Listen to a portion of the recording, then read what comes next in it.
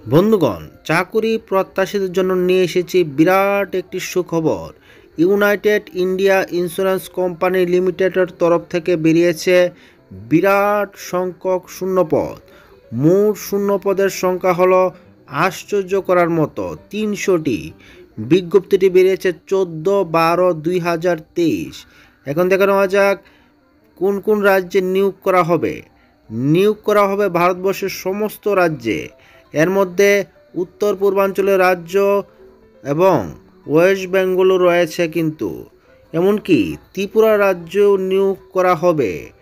ত্রিপুরা রাজ্যের সহ সমস্ত ভারতবর্ষের মোট ৩০০টি পদের পূর্ণ করতে যাচ্ছে United India insurance company limited. SC ST OBC EWS এবং UR সবাই কিন্তু এই পদগুলিতে আবেদন করতে পারবে। এখন দেখা নেওয়া যাক এই পদে আবেদন করার জন্য প্রার্থীকে কি যোগ্যতা পূর্ণ করতে হবে। এই পদগুলিতে আবেদন করার জন্য প্রার্থীকে অবশ্যই গ্র্যাজুয়েট হতে হবে, অর্থাৎ যে কোনো শাখায় স্নাতক হতে হবে।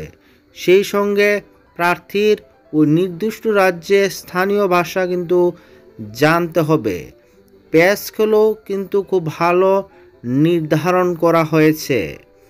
এখন দেখে নেওয়া যাক আরও কি তথ্য রয়েছে। বয়স হতে হবে এই পদগুলিতে আবেদন করার জন্য 21 থেকে 30 বছরের মধ্যে, কিন্তু ST SC এবং OBC প্রার্থীদের যথারীতি বয়সের ছাড় রয়েছে। এখন দেখে নেওয়া যাক আরও কি তথ্য রয়েছে, গুরুত্বপূর্ণ তথ্য যা এই পদগুলির জন্য খুবই গুরুত্বপূর্ণ। এই পদগুলি কিন্তু সমস্ত ভারতবর্ষের প্রার্থীরা আবেদন করতে পারবে। এই পদগুলিতে আবেদন করতে পারবে সমস্ত ভারতবর্ষের প্রার্থী মাধ্যমে নিয়োগ করা হবে। সেই মাধ্যমটি কি, আমরা একটু নিচের দিকে যাচ্ছি, দেখে নেওয়া যাক কী পদ্ধতিতে নিয়োগ করা হবে। এর আগে দেখে নেই যে ফি স্ট্রাকচার কি নির্ধারণ করা হয়েছে। ফি স্ট্রাকচার কিন্তু all applicant other than ST SC PWPD permanent employee of company, অর্থাৎ ST SC এবং PWD এবং যারা ওই কোম্পানিতে পার্মানেন্ট এমপ্লয়ি তাদের বাদে সবার জন্য নির্ধারণ করা হয়েছে 1000 টাকা। সেই সঙ্গে কিন্তু GST অবশ্যই ওই অ্যাপ্লিকেশান ফির সঙ্গে দিতে হবে। কিন্তু ST SC পার্সন এবং যে পার্মানেন্ট এমপ্লয় ওই কোম্পানির তাদের সঙ্গে দিতে হবে শুধুমাত্র 250 টাকা, সঙ্গে GST চার্জ লাগবে।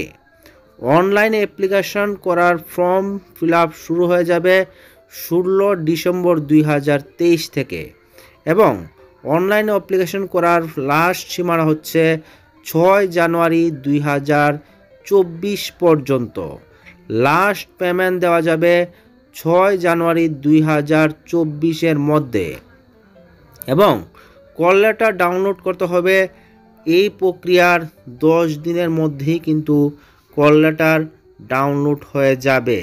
এখন দেখো না যাক সিলেকশন প্রসেস বা কিভাবে নিয়োগ হবে। সিলেকশন প্রসেস কিন্তু হবে সম্পূর্ণভাবে যে ক্রাইটেরিয়া এবং পূর্ণ করে, এতে হবে টেস্ট বা পরীক্ষার মাধ্যমে নিয়োগ হবে। পরীক্ষায় দেখা যাক কি কি থাকবে। পরীক্ষায় থাকবে টেস্ট অফ রিজনিং, 40টি কোয়েশ্চেন থাকবে, 50 মার্ক থাকবে। 2 নম্বরে থাকবে টেস্ট অফ ইংলিশ ল্যাঙ্গুয়েজ, 40টি কোয়েশ্চেন থাকবে, 50 মার্ক থাকবে। টেস্ট অফ নিউমেরিক্যাল অ্যাবিলিটি, 40টি কোয়েশ্চেন থাকবে, 50 মার্ক থাকবে। Test of general knowledge general awareness, 40টি কোয়েশ্চেন থাকবে, 50 মার্ক থাকবে। কম্পিউটার নলেজ, 40টি কোয়েশ্চেন থাকবে, 50 মার্ক থাকবে, অর্থাৎ 200টি কোয়েশ্চেন থাকবে এবং 250 মার্কের পরীক্ষা হবে। এখন দেখে নেওয়া যাক আরও কি গুরুত্বপূর্ণ তথ্য রয়েছে নিচের দিকে। আমরা একটু নিচের দিকে চলে যাচ্ছি, দেখতে পাচ্ছি যে অনেক কিছু গুরুত্বপূর্ণ তথ্য রয়েছে। এখন দেখে নেওয়া যাক পরীক্ষার সেন্টার কোথায় কোথায় থাকবে, যা পরীক্ষার্থীদের জন্য খুবই গুরুত্বপূর্ণ। ত্রিপুরার প্রার্থীরা আপনারা নিশ্চয়ই দেখতে পাচ্ছেন যে আমরা যে পরীক্ষার সেন্টারের দিকে যাচ্ছি, নিচের দিকে পরীক্ষার সেন্টার ত্রিপুরাতে রয়েছে কিনা আপনাদের দেখাচ্ছি। অবশ্যই ত্রিপুরাতে সেন্টার রয়েছে। সেন্টারটা কোথায় রয়েছে আমরা এখন বের করে নেব। আমরা নিচের দিকে যাচ্ছি, সেন্টারটা অবশ্যই আমরা সেই পরীক্ষার সেন্টার ত্রিপুরাতে কোন জায়গায় হবে এবং সমস্ত ভারতবর্ষের কোথায় কোথায় পরীক্ষার সেন্টার হবে তা জানার আগে আমরা দেখে নিচ্ছি অ্যাপ্লিকেশান প্রসিডিউরটি কী হবে। অ্যাপ্লিকেশান প্রসিডিউর শুরু হচ্ছে। অ্যাপ্লিকেশান প্রথমে রেজিস্ট্রেশন করতে হবে, পেমেন্ট অফ ফি দিতে হবে, ডকুমেন্টস স্ক্যান করতে হবে এবং আপলোড করতে হবে। সেই সঙ্গে দেখা যাক যে ফটোগ্রাফ অর্থাৎ ফটোটি হতে হবে 4.5 সেন্টিমিটার ইন্টু 3.5 সেন্টিমিটার এবং সিগনেচার উইথ ব্ল্যাক ইঙ্ক করে আপলোড করতে হবে। সেটা হলো অ্যাপ্লিকেশান প্রসিডিউর। এখন দেখা যায় আরও কি নতুন তথ্য রয়েছে যা পরীক্ষার জন্য খুবই গুরুত্বপূর্ণ এবং এই চাকরি প্রার্থীদের জন্য খুবই গুরুত্বপূর্ণ।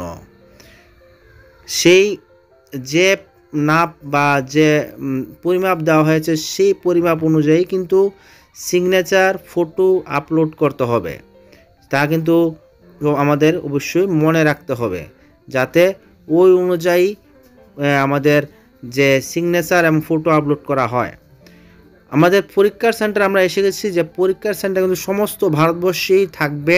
প্লট বিহার এবং সহ সমস্ত ভারতবর্ষে পরীক্ষার সেন্টার আমরা দেখতে পাচ্ছি রয়েছে।